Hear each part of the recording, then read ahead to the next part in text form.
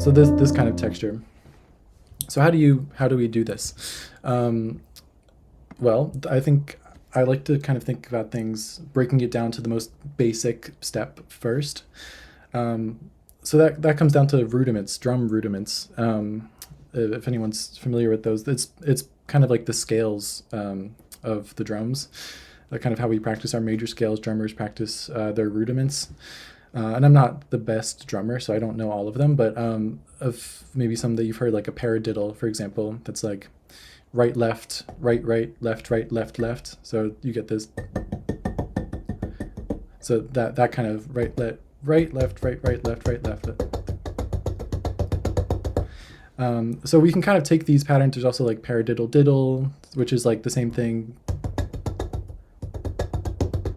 kind of in a triplet form. Anyway, so there's all these, and those weren't played very well just now, but there's all of these rhythmic patterns, these rudiments that we can use on the piano. So for example, paradiddle diddle, that's right, left, right, right, left, right, left, left. Right, left, right, right, left, right, left, left. Right, so I can kind of split it up between my two hands.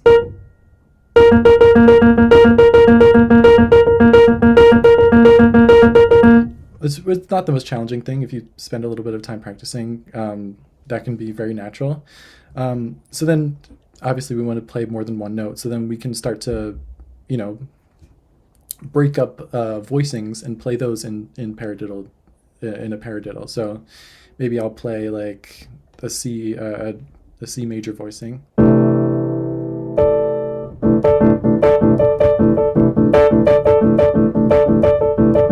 So now we're kind of getting more into the territory. So we can kind of use these drum rudiments to kind of give a little rhythmic flow under a melody. And if we can execute this while keeping a melody going in the top, then that's kind of the texture we're talking about. There's also some other applications of this besides just solo piano, like if you're playing like clavinet, like funk kind of stuff, any kind of funk keyboards, Latin jazz, or just like any Latin music. Totally, all of these rhythmic ideas totally apply. So let's take it a step further here. So, and we'll get back to the drum rudiments in a second. But if we think about, so I'll just keep with the paradiddle. So right, left, right, left, right, left, right, right, left, right, left, left. And I'm just going to kind of try to keep that pattern as best as I can. And then we were talking about taking a voicing and breaking it up. So I have these two halves of the voicing. But what if we kind of break it up further than that? So maybe I'll take a voicing and break it into 2 parts per hand. So as maybe I'll take this like C minor voicing for example.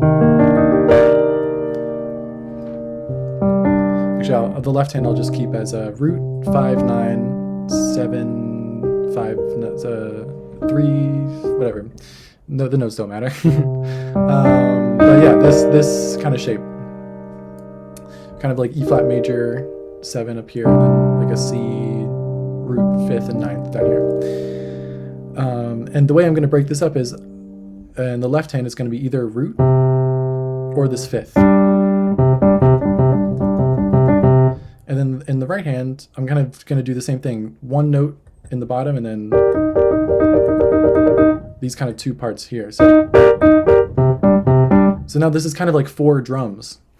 If you think like conga players, like this is kind of approaching the piano like that. So we can kind of, play with rhythm this way.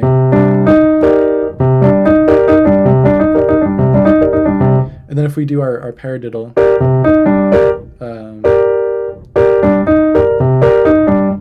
that's kind of the paradiddle rhythm. It's hard to think of it specifically, but the idea is kind of just to get this rhythmic flow between these 4 drums, if you'll kind of go with that analogy.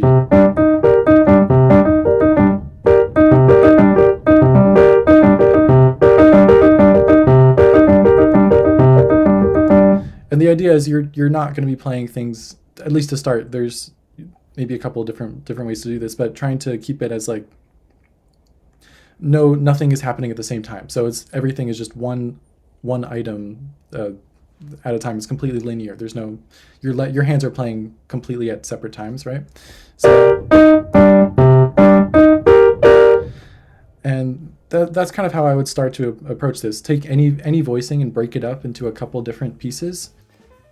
Hey, Noah here. I just want to let you know that every video on this channel, including this one, is actually from the completely free masterclasses that we do available to all of our private students and course members at the Neo Jazz Academy. We have amazing teachers, some of which you've seen featured in these videos on this channel.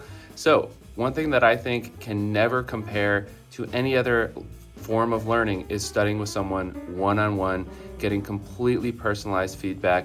And we offer that here with our incredible teachers that you've seen teaching on this channel. So if you're interested, please click the link in the description. Learn more about private lessons. You can also learn more about the online courses if you're interested in that. But I highly recommend you get signed up for some personalized one-on-one instruction. We have world-class teachers here. So yeah, I hope you'll consider it. Again, link in the description, and let's get back to the video. So maybe like another voicing could be,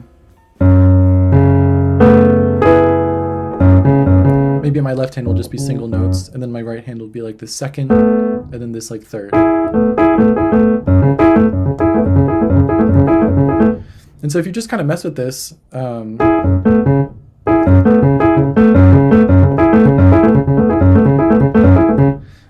that's kind of how we can get some of these rhythms going.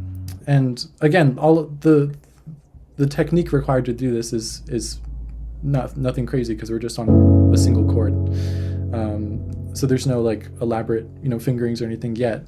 But all of the rhythmic ideas are just coming out of these, like, just practicing little drum patterns.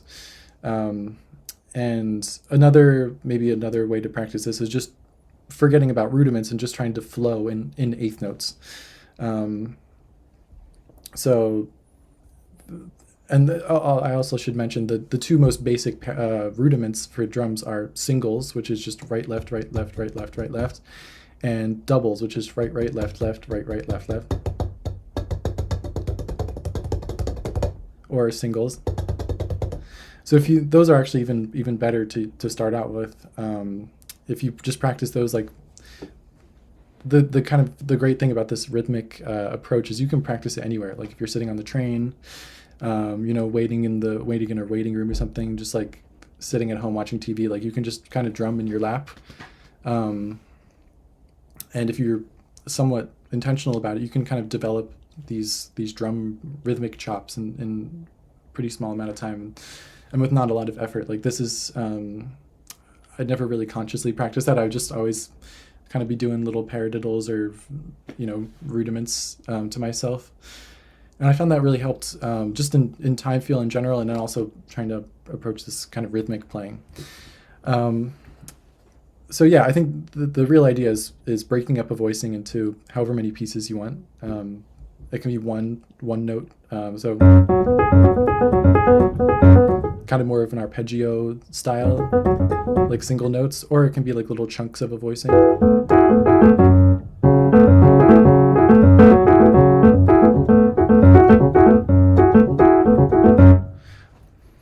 So that's kind of the first step of this. And then where to take it from there after you kind of just have like a flow. You can kind of drum through the piano.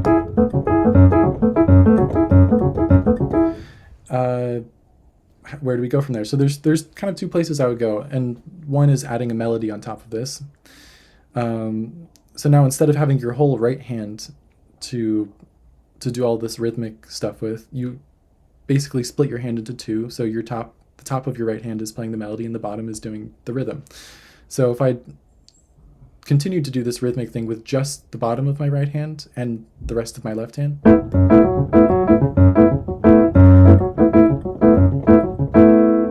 I'm not even using any of these top three fingers yet, right?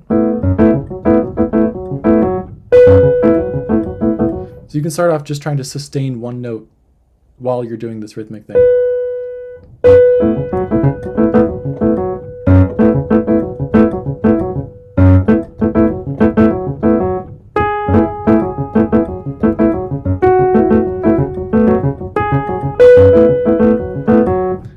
it's kind of like, I don't know, it's like riding a bike. Like, this is going to be intuitive and it's kind of uncomfortable at first, but as you practice this, it gets really, really comfortable and you don't have to think about it too much.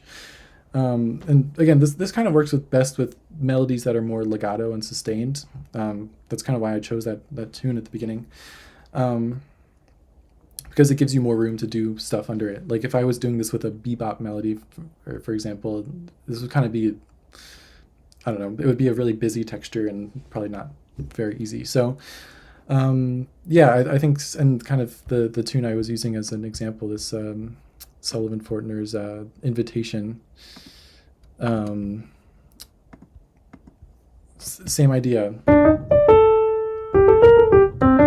There's kind of these long stretches of like sustained notes, right? So now if we want to add rhythm to it.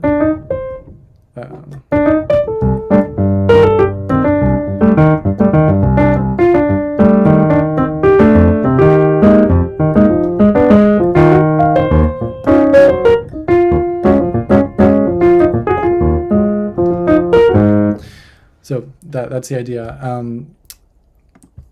Another thing to consider is, I was talking about, developing this rhythmic flow. And I wasn't really describing a specific pattern to go against other than like a paradiddle, which you're not going to be playing verbatim all the time. So this is just kind of a concept of which one of your hands is leading and which one is kind of filling in the gaps. So what I mean is, let's say we have like a grid of eighth notes, like straight eighth notes. And we have a melody. So actually that's kind of a good invitation, a good example invitation. So it's filling in some of the eighth notes, but not every single division.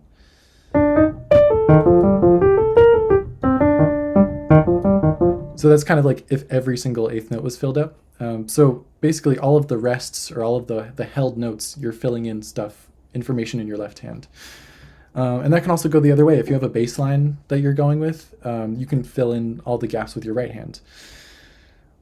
Or maybe if you're improvising, there's a rhythm or a pattern in your right hand that you're following and your left hand is kind of filling in, or vice versa. So that's another thing to think about is kind of this filling in the gaps idea. And you also, I was kind of talking about like not having your hands overlap, but you can like on downbeats, like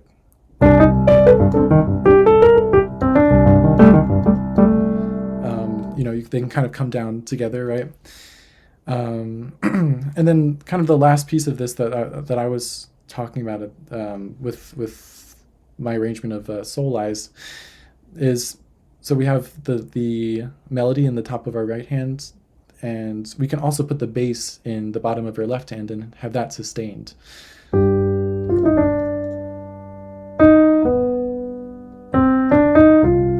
So this is just the melody and the bass. So it's all like very legato. But when I start to fill in the rhythmic stuff in the middle, it can kind of bring the whole texture to life.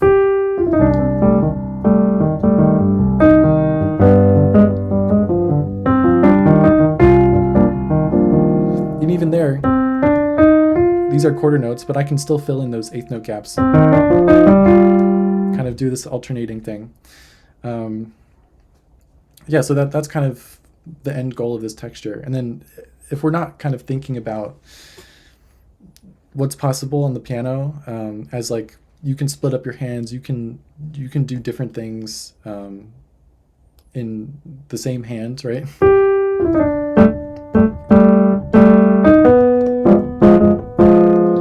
So that's all happening in one hand. But if we're kind of not really thinking about that, this is kind of the limitation of what the texture can be, right?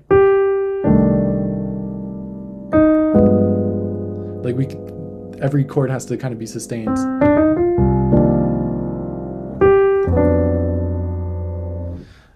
This is really just a way to bring your textures to life.